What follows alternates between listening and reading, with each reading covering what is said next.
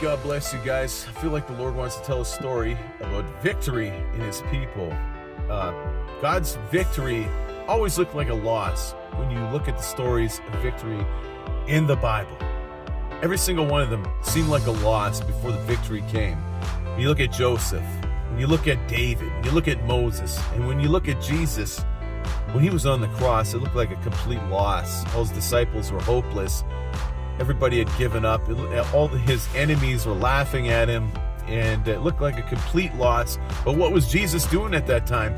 He was defeating all of hell. Every power, every demonic power, he was breaking their chains so that everyone on this planet could receive free grace from God by his blood. And what does it say also in the Bible? It says, if you do not take up your cross and follow me, you're not worthy of my kingdom. So there's another aspect to the gospel than just free grace. You have to actually take up your cross and follow Jesus just like he did.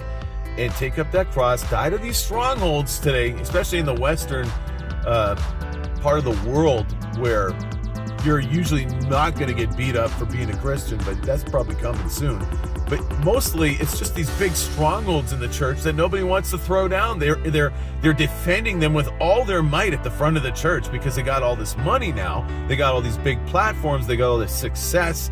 But Jesus and his cross are nowhere to be found in the church. The church has defended the free grace, but they do not defend his cross. Instead, they throw out the cross and they pull this free grace for themselves, but they will not take their cross up. They will not destroy these strongholds that Christ is calling them to throw down. And that is why the world is getting so bad here in the western part of the world, is because the church refuses to do what Jesus has called them to do. But today, Jesus is telling them, throw down your strongholds. Take up your cross. Stop preaching free grace without my cross, because my cross is the most powerful thing. And without a death, there is no harvest. A grain of wheat must fall to the ground in order to produce a harvest of his spirit. So let's all die to ourselves and produce a harvest in Christ today.